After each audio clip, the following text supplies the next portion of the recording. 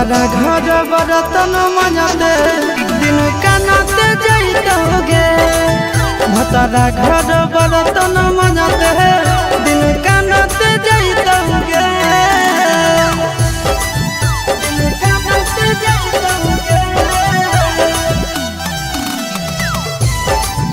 भतारा घर बर्तन मजाते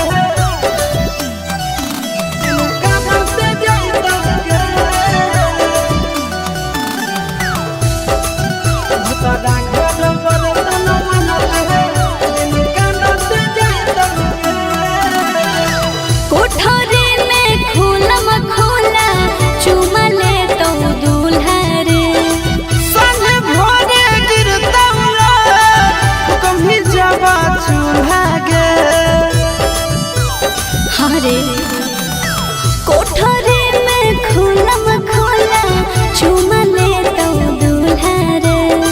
संग भोरे गिरतौला कभी जावा चूल्हा गे। सैया सांझे के आइतौ रे ऊ बिहाने ले जाइतौ रे।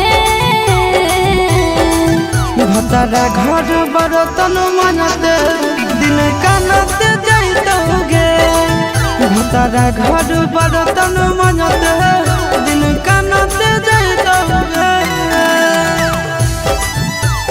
कानाते जाइतोगे। भतारा घर बर्तन मजाते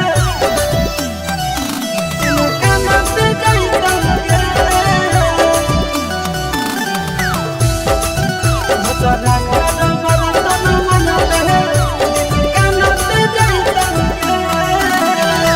सैया खैतौ फूलल रोटी जोगल हमर कोठी के। गरिया देतौ मरिया मारतौ सैया धरतौ झोटी के। हरे सैया खैतौ फूलल रोटी जोगल हमर कोठी के। गरिया देतौ मरिया मारतौ सैया धरतौ झोटी के। अस्ताना ते जाइतौ रे छाती फटाता जाइतौ रे। भतारा घर बर्तन मजाते दिन कानाते जाइतोगे। भतारा घर बर्तन मजाते दिन कानाते जाइतोगे।